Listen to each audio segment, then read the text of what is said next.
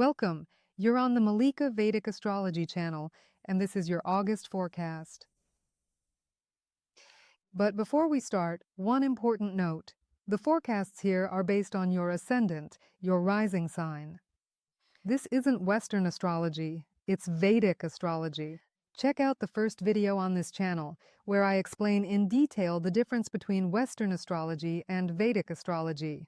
If you don't know your ascendant sign yet, just send me your date of birth, your exact time of birth, and your place of birth, and I will help you determine it for you, completely free of charge. All my contact details are in the description right below this video. Capricorns, if you've been following the forecasts, you know that from June 1st until the end of October, Exalted Jupiter is moving through your 7th house. This is specifically the house of partnership and marriage, a Kendra house that governs your union with another individual, encompassing marital and business relationships, official agreements, and all equal connections. This is truly one of the most powerful transits imaginable. And in August, it truly reveals itself anew. Here, a new moon arrives, in conjunction with Jupiter. I'll explain everything in order. On August 2nd, Mars leaves your 5th house, the house of love, children, and creativity, and enters your 6th house in the Gemini sign. The 6th house is the house of work, health, daily routine, and obstacles. The creative and romantic energy of the past few months is now converting into tangible actions, potentially manifesting as a sudden surge of work-related energy or a strong desire to organize your affairs. Or perhaps it's about actively resolving a lingering health issue. A sharper, more assertive tone in communication with colleagues is also possible. Then, on August 5th, Mercury exits the 6th house and enters your 7th house in Cancer, right there where the Sun and an exalted Jupiter are already placed. Your mind becomes especially clear in relationship matters. This might show up as an important, long overdue discussion with your partner, successful negotiations for a business alliance, or perhaps a sudden and profound clarity regarding what you truly desire from someone close to you. And on August 12th, there's a new moon, and this is the main event of the month for Capricorns. This new moon falls precisely within your 7th house of partnership, aligning with both an exalted Jupiter and Mercury. And this could manifest as a significant milestone within a couple's journey. It could be a marriage proposal, it could be an engagement, maybe a decision to move in together or to formalize the relationship officially.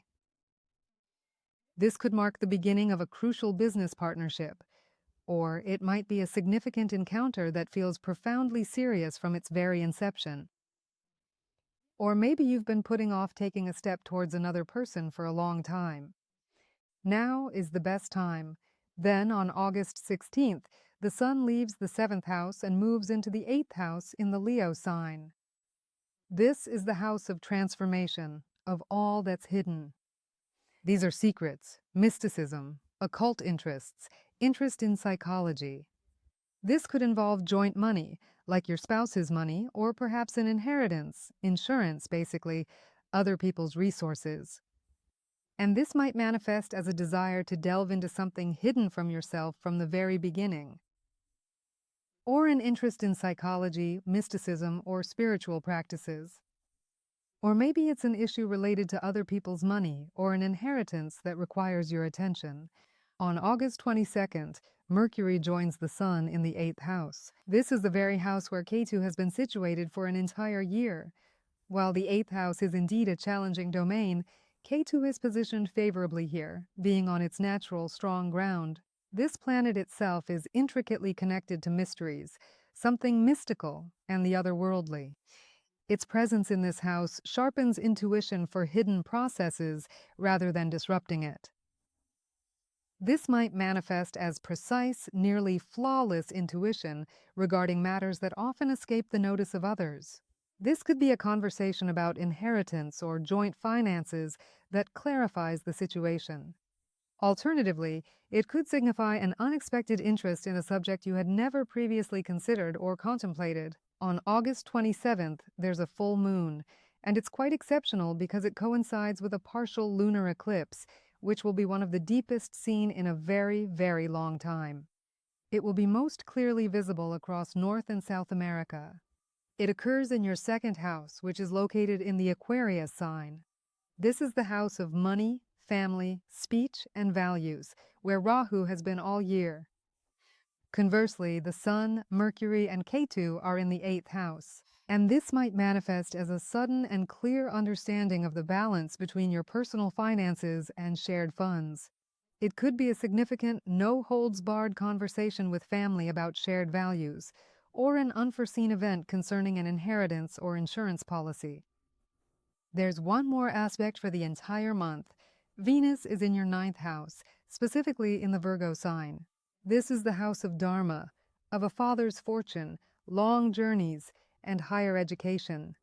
However, in Virgo, Venus is in debilitation. It doesn't feel particularly at ease here at the moment, which might manifest as a sense of disappointment in a planned trip or educational pursuit that fails to deliver the anticipated happiness. This could manifest as a slight tension in your relationships with your father or a mentor, or a sense of doubt concerning your deeply held beliefs, even spiritual ones. These aren't meant to be discarded, but rather to undergo a more thorough and profound examination. Against this backdrop, your ruling planet Saturn, currently retrograde, spends the entire month in your 3rd house in Pisces. This house governs personal efforts, courage, communication, siblings, and short trips. This Upachaya house, a growth house, sees Saturn working constructively. And this might manifest as a return to an unfinished conversation or a pending project, but this time it will definitively be brought to completion. This may involve slower but effective correspondence or negotiations, or perhaps a reevaluation of relationships with siblings or neighbors, but from a more mature perspective. Now, let's briefly go over the topics of health, money, career, and love in August. So, what's in store for Capricorn's health this August? Mars in your 6th house, starting August 2nd, provides an excellent resource for establishing order in your health and work routine. Use this momentum. Don't delay it. 3 planets in the 8th house during the latter half of the month ask for carefulness regarding your nervous system. Avoid absorbing an excessive amount of profound, emotionally weighty information all at once. What about money in August? The eclipse on August 27th, right in your 2nd house of money and valuables, is a significant prompt to honestly reevaluate your personal budget, particularly concerning joint finances, which remain active throughout the entire month through the 8th house, the house of joint finances. A weakened Venus in your 9th house serves as a reminder. Financial success doesn't just appear, it's earned through diligent effort and the strong convictions you invest in. What about your career in August? Saturn, your own ruler, is retrograde in an Upachaya house. This provides a favorable work environment.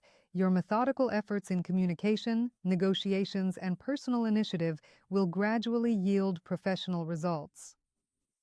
While direct career transits are few this month, it's a prime time for laying foundations rather than forcing rapid growth. And your love and relationships in August? This is the primary theme of the month. An exalted Jupiter, positioned with the Sun and Mercury in the house of partnership during the initial half of the month, and additionally strengthened by the August 12th new moon, marks this as one of the most favorable periods for relationships in a long while. For Capricorns already in a relationship, seize this first half of the month to take significant steps, engage in meaningful discussions about your future, make official decisions, or deepen your intimacy. Circumstances are genuinely on your side right now. For those who are single, a meeting in the first half of August could turn out to be unexpectedly significant and quickly turn into something serious. Jupiter here isn't just for casual flirtation, but truly serious intentions. The core message for August, Capricorn, is a reminder.